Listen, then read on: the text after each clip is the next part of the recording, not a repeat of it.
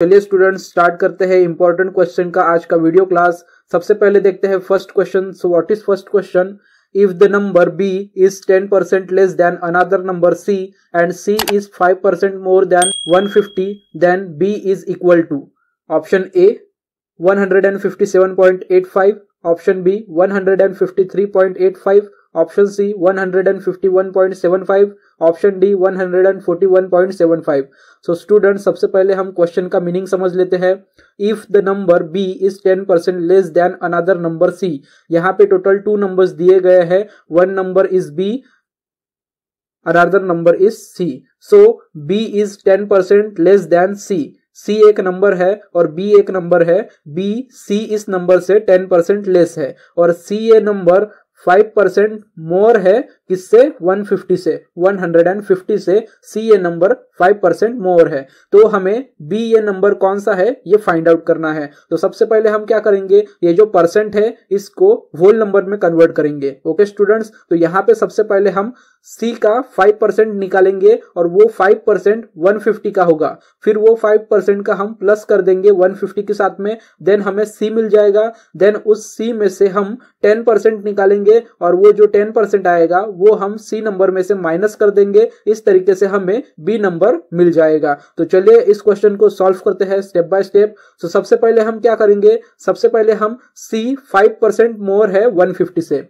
सी ये नंबर 5% मोर है 150 से। तो 150 का 5% हम फाइंड आउट करेंगे। वो 5% हमें होल नंबर में मिलने के बाद में उस 5% को हम 150 में ऐड कर देंगे। इस तरीके से हमें सी नंबर मिल जाएगा। तो सबसे पहले हम 150 का 5% निकालेंगे। सो 150 का 5% निकालने के लिए 5% of 150 is equal to 150 into 5% divided by 100। Students यहाँ पे मैं आपको एक चीज बताना चाहूंगा, किसी भी नंबर का कोई परसेंट निकालने के लिए जिस तरीके से अब हम यहाँ पे 150 मतलब 150 का 5% निकाल रहे हैं, तो जिस नंबर में से हमें परसेंटेज निकालना है या फिर परसेंट निकालना है उस नंबर को हम 5% से मल्टीप्लाई कर देंगे और परसेंट के डिवाइडेड बाय 100 रख देंगे। ओके स्टूडेंट्स, मतलब 150 का 5% निकालना है तो 150 इंटू 5% डिवाइडेड बाय 100। ओके, ये हमेशा आपने ध्यान में रखना है। जिस किसी भी नंबर का हमें परसेंटेज निकालना है वो नंबर इंटू जितना परसेंट निकालना है वो डिवाइडेड बाय 100। इस तरीके का आपको नवोदय विद्यालय एग्जाम में क्वेश्चन हर साल पूछा जाता है, इसीलिए ये क्वेश्चन इंपॉर्टेंट क्वेश्चन है और ये क्वेश्चन 2020 के पेपर में पूछा गया था। मतलब ये 2020 प्रीवियस ईयर पेपर का क्वेश्चन है। ओके स्टूडेंट्स, इसीलिए ये इंपॉर्टेंट क्वेश्चन है। प्लीज इस क्वेश्चन को ध्यान से देखिए और पूरा मेथड अच्छे से समझ लीजिए। 5% ऑफ 150 निकालने के लिए हम 150 इंटू 5% करेंगे डिवाइडेड बाय 100 करेंगे। अब यहाँ पे क्या हो जाएगा, इसका हमें कैलकुलेशन करना है। सो 100 का 0 और 150 का 0 यहाँ पे कट हो जाएगा। देन हमारे पास बच क्या जाएगा, 15 into 5 divided bye 10। 15 into 5 divided bye 10। सो 15 5 जा 75 डिवाइडेड बाय 10। 75 को अगर हम 10 से डिवाइड करते हैं तो हमारा जो क्वेश्चन पे आंसर आता है वो आता है 7.5। मतलब 150 इस नंबर का 5% क्या हो जाता है, 7.5। 150 का 5% हो जाता है 7.5। तो अब हमें क्वेश्चन में बताया गया था कि C ये नंबर 150 से 5% ज्यादा है। तो हमारा यहाँ पे 150 का 5% निकल चुका है। अब हम क्या करेंगे, C नंबर को फाइंड आउट करने के लिए 150 में 5% ऐड कर देंगे। अब 5% हमारा क्या है, 5% हमारा है 7.5। मतलब हम C number is equal to 150 plus 7.5 कर देंगे। तो C is equal to 5% more for plus 150। और अब हमारा 5% क्या आया है, हमारा 5% आया है 7.5। सो 150 प्लस 7.5 इज इक्वल टू 157.5। मतलब हमारा जो सी नंबर है वो है 157.5। अब बी नंबर सी नंबर से 10% लेस है। बी नंबर सी नंबर से 10% लेस है। तो अब हम क्या करेंगे, अब हम जो हमारा सी नंबर आया है उसका 10% सबसे पहले फाइंड आउट करेंगे। सो स्टूडेंट सबसे पहले हम फाइंड आउट करेंगे अब B is less than C by 10%। तो अब हम 157.5 का 10% निकालेंगे। अब हम 157.5 का 10% निकालेंगे। 157.5 इंटू 10 डिवाइडेड बाय 100। तो यहाँ पे भी हम ये 0 और ये 0 कट कर देंगे। अब क्या रह जाएगा, 157.5 डिवाइडेड बाय 10। 157.5 डिवाइडेड बाय 10, या फिर हम इसको ऐसे भी कर सकते हैं, डायरेक्टली हम 157.5 इंटू 10 कर देंगे तो हमारा आंसर आ जाएगा 1575 डिवाइडेड बाय 100। और जब हम 1575 को 100 से डिवाइड करेंगे तो हमारा जो आंसर आएगा वो आएगा 15.75, मतलब 157.5 का 10% क्या आ जाएगा, 15.75। ओके स्टूडेंट्स, अब हम क्या करेंगे, 15.75 को माइनस कर देंगे नंबर सी में से। ओके, 15.75 को हम अब माइनस कर देंगे सी में से, और हमारा सी नंबर क्या था, 157.5। तो अब हम क्या करेंगे, C minus 10% of B. C minus 10% of B क्यों करेंगे, क्योंकि बी सी से 10% लेस है। तो सी हमारा है 157.5 माइनस 10% ऑफ बी क्या है हमारा, 15.75। ओके, तो जब हम 157.5 माइनस 15.75 माइनस कर देंगे तब हमारा आंसर आ जाएगा 141.75, मतलब 141.75 ये हमारा क्या हो जाएगा, बी नंबर हो जाएगा। ओके स्टूडेंट्स, तो फाइनली हमें बी नंबर हमारा मिल चुका है। तो हमारा बी नंबर क्या है, option D is the correct answer. B number है हमारा 141.75। ओके स्टूडेंट्स, अब हम देखते हैं next question, that is question number 2। So what is question number 2? The sum of HCF and LCM of 45, 60 and 75. Option A 330, option B 960, option C 950, option D 630। तो students यहाँ पे हमें 45, 60 एंड 75 का HCF as well as LCM find out करना है। HCF मतलब highest common factor and LCM means lowest common multiple. HCF और LCM निकालने के बाद में हमें LCM और HCF का प्लस कर देना है, मतलब एडिशन कर देना है, और उस एडिशन का answer A, B, C and D में से कोई एक आंसर होगा। ओके स्टूडेंट्स, तो चलिए इस क्वेश्चन को भी सॉल्व करते हैं। सबसे पहले हम निकालेंगे LCM। तो LCM हमें किसका किसका निकालना है, LCM हमें निकालना है 45, 60 एंड 75 का। स्टूडेंट्स, LCM और HCF किस तरीके से निकालते हैं ये मैंने इसके पहले वाली वीडियो क्लास में बताया है, जब मैंने आपको LCM and HCF of numbers ये चैप्टर पढ़ाया था। तो स्टूडेंट्स, LCM निकालते समय हमें एक चीज ध्यान में रखना है, LCM हमें तब तक करना है जब तक हमारा 1 नहीं आ जाता, मतलब क्वोशंट में 1 नहीं आ जाता डिवीजन मेथड यूज करने के बाद में। यहाँ पे हम LCM 45, 60 एंड 75 का LCM डिवीजन मेथड से निकालेंगे। किस मेथड से निकालेंगे, डिवीजन मेथड से निकालेंगे। डिवीजन मेथड करने के लिए हमें इस टाइप का स्ट्रक्चर, मतलब इस टाइप की अरेंजमेंट इसेंशियल है, जरूरी है। तो डिवीजन मेथड में हम टॉप पे राइट हैंड साइड पे जिस नंबर का भी LCM या फिर HCF निकालना होता है इनको प्लेस कर देते हैं। तो हमने 45, 60 एंड 75 को प्लेस कर दिया है। अब LCM करते समय फिर से हमें एक चीज का ध्यान रखना है, LCM करते समय हमें ऐसा इसेंशियल नहीं है, ऐसा जरूरी नहीं है कि सभी गिवन नंबर्स को एक ही नंबर से कंप्लीट डिवीजन होना चाहिए। आप सभी नंबर्स को अलग अलग नंबर से भी डिवीजन कर सकते हैं, लेकिन यहाँ पे 45, 60 एंड 75 को 3 गिवन नंबर्स को 5 से कंप्लीट डिवीजन होता है। अब मुझे कैसे पता कि 5 से 45, 60 एंड 75 को कंप्लीट डिवीजन होता है, क्योंकि मुझे 5 का डिविजिबिलिटी टेस्ट का रूल याद है। डिविजिबिलिटी टेस्ट का रूल क्या है 5 का, अगर किसी नंबर के यूनिट प्लेस पे 0 या फिर 5 हो तो उस नंबर को 5 से कंप्लीट डिवीजन होता है। 45 में यूनिट प्लेस पे 5 है, 60 में यूनिट प्लेस पे 0 है, 75 पे यूनिट प्लेस पे 5 है। तो यहाँ पे इन 3 नंबर्स को 5 का डिविजिबिलिटी टेस्ट का रूल कंप्लीटली लगता है, इसीलिए इन नंबर्स को 5 से कंप्लीट डिवीजन होता है। इसीलिए अब LCM निकालते समय डिवीजन मेथड से 45, 60 एंड 75 को मैं 5 से डिवाइड करूंगा। सो 5 से डिवाइड करने के बाद में 5 9 जा 45, 12 5 जा 60 एंड 15 5 जा 75। तो मेरे क्वोशंट क्या आ जाएंगे, 45 का 9, 60 का 12 एंड 75 का 15। अगेन यहाँ पे 9, 12 और 15 को 3 से कंप्लीट डिवीजन होता है। 3 3 जा 9, 3 4 जा 12, 3 5 जा 15। सो इसलिए मैं यहाँ पे 3 से 9 को, 12 को और 15 को डिवाइड करूंगा तो मेरा क्वोशंट आ जाएगा 3 3 जा 9, 3 4 जा 12, 3 5 जा 15। अब यहाँ पे 3, 4 और 5 को सेम नंबर से डिवीजन नहीं होता है, इसलिए मैं 3 को 3 से डिवाइड करूंगा, 4 को 4 से डिवाइड करूंगा और 5 को 5 से डिवाइड करूंगा। इस तरीके से मुझे LCM निकालते हुए क्वोशंट सभी के 1 1 मिल जाएंगे। तो सबसे पहले 4 और 5 को मैं एज इट इज रख दूंगा, 3 को 3 से डिवाइड करूंगा। सो 3 1 जा 3, 4 एंड 5 एज इट इज। अब मैं 4 को 4 से डिवाइड करूंगा, 5 को एज इट इज लूंगा। 4 1 जा 4 okay and 5 as it is. अब मैं 5 को 5 से डिवाइड करूंगा और सब क्वोशंट मेरे 1 आ जाएंगे। 5 1 जा 5। सो एलसीएम में हमें लास्ट में सभी के क्वोशंट 1 मिलने चाहिए, ये जरूरी है। अब हमें यहाँ पे लेफ्ट हैंड साइड पे कुछ नंबर्स मिल गए हैं, इन नंबर्स का हम मल्टीप्लीकेशन कर देंगे। मल्टीप्लीकेशन करने के बाद में जो भी हमारा आंसर आएगा वो हमारा 45, 60 एंड 75 का एलसीएम होगा।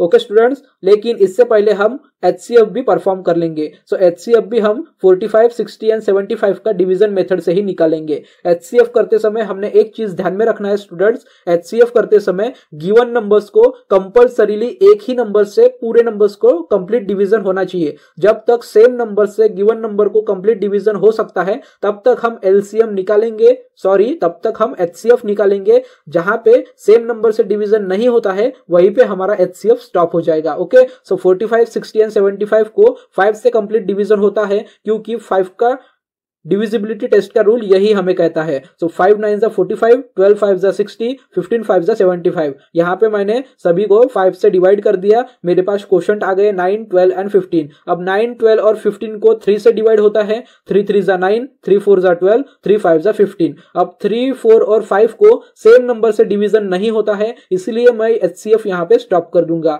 अब लेफ्ट हैंड साइड पे हमें यहाँ पे नंबर्स मिल चुके हैं, इन नंबर्स का हम मल्टीप्लीकेशन कर देंगे। इनका जो भी आंसर आएगा मल्टीप्लीकेशन का वो हमारा होगा एचसीएफ। ओके स्टूडेंट्स, तो अब हम एलसीएम और एचसीएफ निकालेंगे। सो स्टूडेंट्स, एलसीएम के लिए हमारे पास थे 5 इंटू 3 इंटू 3 इंटू 4 इंटू 5, तो इसका मल्टीप्लीकेशन का आंसर आता है 900। मतलब हमारा 45, 60 एंड 75 का जो एलसीएम है वो हमारा आ जाता है 900 और एचसीएफ हमारा 45, 60 और 90 का 75 का आ जाता है 15। ओके स्टूडेंट्स, तो यहाँ पे हमारा एचसीएफ 900 और एचसीएफ 15 आ गया है। एलसीएम 900 एंड एचसीएफ 15 आ चुका है। अब हमें क्वेश्चन में क्या पूछा गया है, सम ऑफ एचसीएफ एंड एलसीएम, मतलब अब हमें 900 और 15 का सम कर देना है। So sum of LCM and HCF is equal to 900 plus 15 and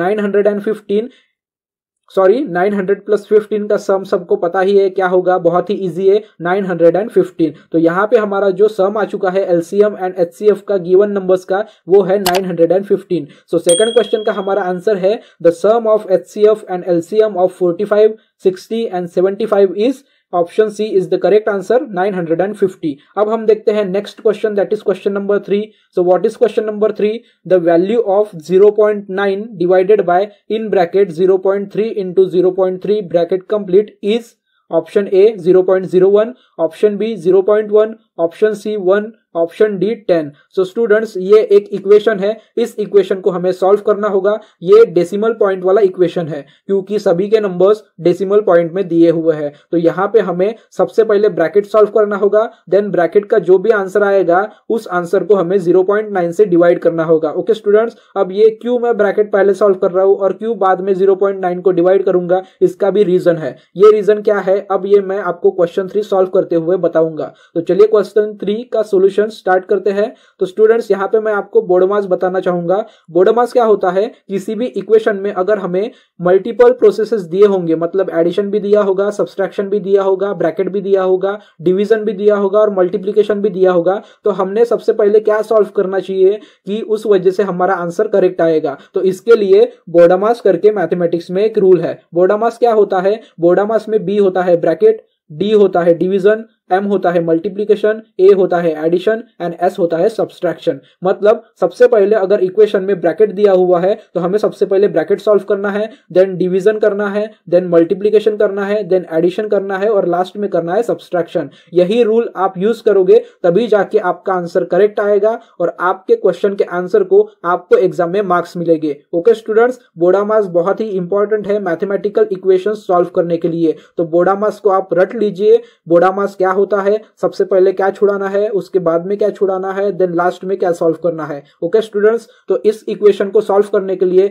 हम बोडोमास का यूज करेंगे और बोडोमास का यूज करने के बाद में सबसे पहले हम ब्रैकेट सॉल्व करेंगे। ब्रैकेट का जो आंसर आएगा उससे हम 0.9 को डिवाइड करेंगे। तो चलिए बोडोमास का यूज करके हम अभी इक्वेशन को सॉल्व करते हैं। So here is the equation 0.9 divided by in bracket 0.3 into 0.3 bracket complete. तो हम सबसे पहले 0.3 इंटू 0.3 का आंसर निकालेंगे। सो 0.3 इंटू 0.3 का हमारा आंसर आता है 0.09। अब 0.09 से हम 0.9 को डिवाइड कर देंगे। क्या करेंगे हम? 0.9 divided bye 0.09। So 0.09 divided by 0.09 करेंगे तब हमारा आंसर आता है 10। ओके स्टूडेंट्स, तो हमें हमारा आंसर मिल चुका है थर्ड क्वेश्चन का। Equation 0.9 divided by in bracket 0.3 into 0.3 bracket complete, इसका करेक्ट आंसर है ऑप्शन डी 10। अब हम देखते हैं next question, that is question number 4। So what is question number 4?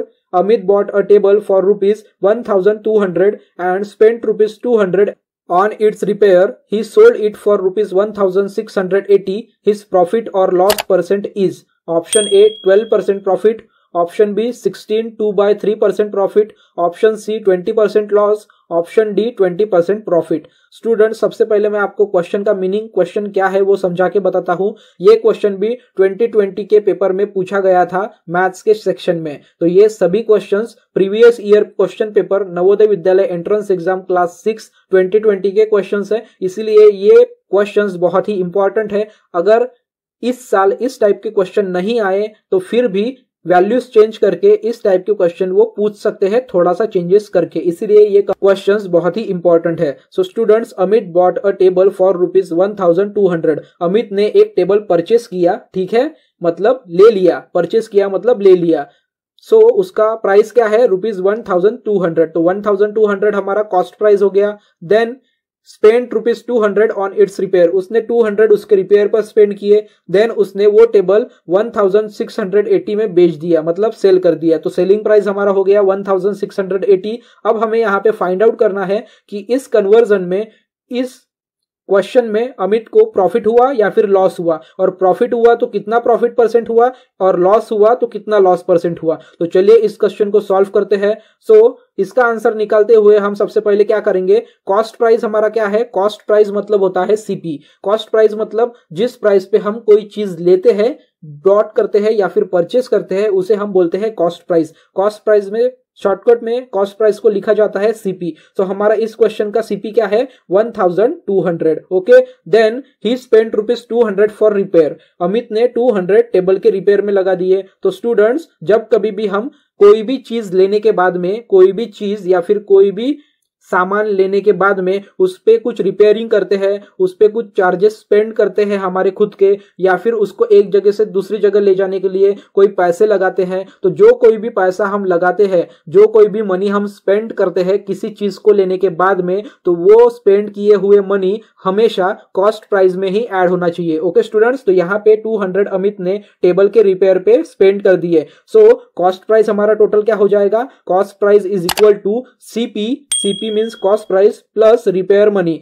So cost price था हमारा 1200 और रिपेयर पे अमित ने स्पेंड किए 200, मतलब टोटल हमारा कॉस्ट प्राइस क्या हो जाएगा? रुपीज 1400। ओके स्टूडेंट्स, अब हम क्या करेंगे? सेलिंग प्राइस क्या है हमारी? हमारी सेलिंग प्राइस है, मतलब एसपी है 1680। और जब कभी भी सेलिंग प्राइस ग्रेटर होती है कॉस्ट प्राइस से, तो हमेशा यहाँ पे प्रॉफिट होता है। ओके स्टूडेंट्स, जब कभी भी selling price is greater than cost price, then वहां पे होता है हमेशा प्रॉफिट। तो यहाँ पे भी हमें इस क्वेश्चन में सेलिंग प्राइस ग्रेटर है कॉस्ट प्राइस से, तो प्रॉफिट हुआ है, मतलब प्रॉफिट निकाल के हमें प्रॉफिट परसेंट फाइंड आउट करना है। तो सबसे पहले हम निकालेंगे प्रॉफिट। प्रॉफिट का फॉर्मूला है एसपी माइनस सीपी। एसपी मतलब selling price minus cost price. तो हमारा सेलिंग प्राइस क्या है? रुपीज 1680 माइनस हमारा कॉस्ट प्राइस क्या है? 1400। 1400 हमारा कॉस्ट प्राइस क्यों है? क्योंकि 200 जो अमित ने रिपेयर पे टेबल के स्पेंड किए थे वो भी कॉस्ट प्राइस में ही जोड़ना चाहिए। तो इसीलिए हमारा प्रॉफिट निकालने के लिए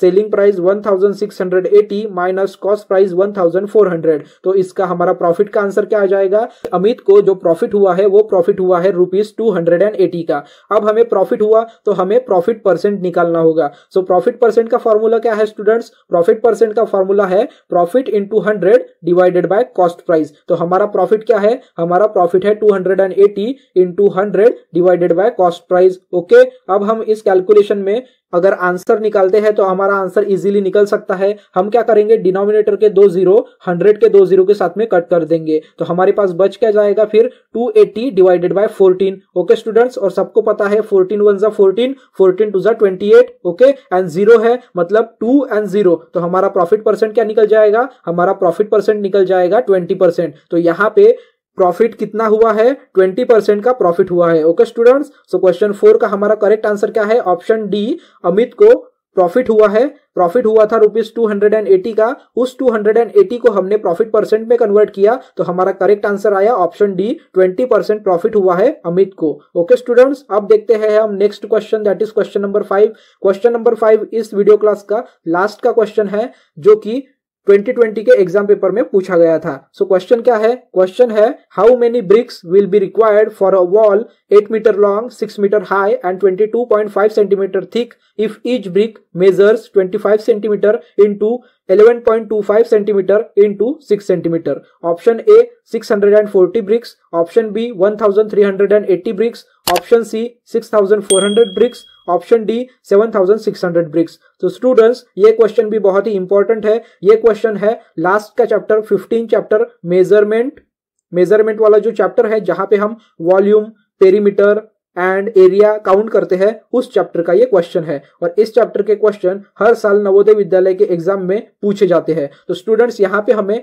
एक वॉल बिल्ड करना है, वो वॉल का हमें यहाँ पे मेजरमेंट दिया हुआ है। वॉल का मेजरमेंट क्या है, 8 metre long, 6 metre high and 22.5 centimetre thick. मतलब यहाँ पे लेंथ, ब्रेड्थ और हाइट दी गई है, और लेंथ, ब्रेड्थ और हाइट हमें कहाँ पे मिलती है, volume of cuboid. Okay students, और इस वॉल को बनाने के लिए हमें टोटल कितनी ब्रिक्स चाहिए, उस एक ब्रिक का भी यहाँ पे हमें मेजरमेंट दिया है। 1 ब्रिक का मेजरमेंट क्या है, 25 centimetre height, 11.25 centimetre and 6 centimetre. Okay students, तो ऐसे क्वेश्चन में हमें क्या करना होता है, जो ज्यादा अमाउंट वाला स्ट्रक्चर है उसे लेना होता है न्यूमरेटर में, और जो 1 अमाउंट वाला स्ट्रक्चर है उसे लेना होता है डिनोमिनेटर में। ओके स्टूडेंट्स, तो हम क्या करेंगे, 8 metre, 6 metre and 22.5 cm numerator में लेंगे, और 25 cm into 11.25 cm into 6 cm ये लेंगे हम डिनोमिनेटर में। इस तरीके से हमारे टोटल नंबर ऑफ ब्रिक्स हमें मिल जाएंगे। तो चलिए इस क्वेश्चन को सॉल्व करते हैं। सो स्टूडेंट्स, सबसे पहले हम क्या करेंगे, वॉल्यूम ऑफ क्यूबॉइड का फार्मूला क्या है वो याद कर लेंगे। सो वॉल्यूम ऑफ क्यूबॉइड का फार्मूला क्या है,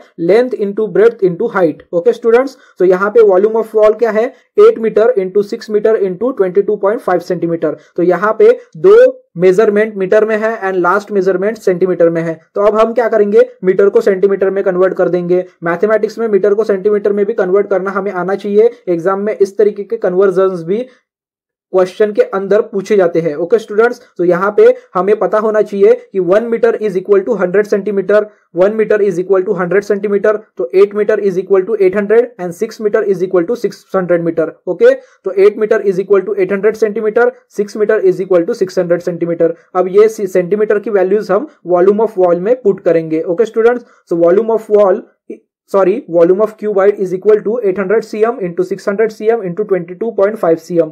तो वॉल्यूम ऑफ क्यूबाइड मतलब ही वॉल्यूम ऑफ वॉल है। ओके स्टूडेंट्स, तो volume of wall is equal to 800 cm into 600 cm into 22.5 cm।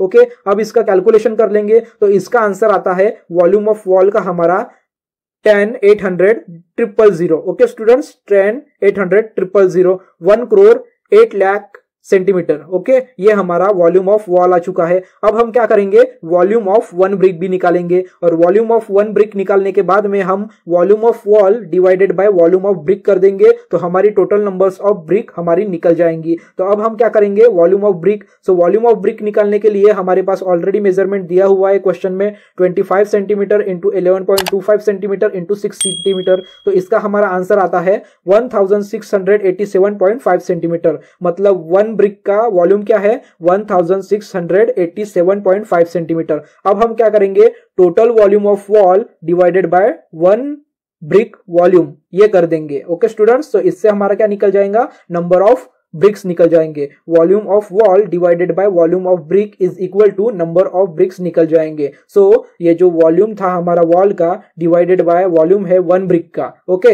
इसका आंसर आता है हमारा 6400। मतलब ये कैलकुलेशन अगर हम पूरी तरीके से कर ले तो हमारा जो ब्रिक्स का काउंट आता है, ब्रिक्स ऑफ नंबर्स, वो आता है हमारा 6400 ब्रिक्स। तो हमें ये वॉल बिल्ड करने के लिए, ये वॉल बांधने के लिए, वॉल मेकिंग के लिए टोटल नंबर ऑफ ब्रिक्स कितनी लगेंगी, 6400 ब्रिक्स लगेंगी। सो हमारा 5th क्वेश्चन का आंसर निकल चुका है। करेक्ट ऑप्शन है ऑप्शन सी, हमें टोटल नंबर ऑफ ब्रिक्स कितनी लगेंगी, 6400। Okay students.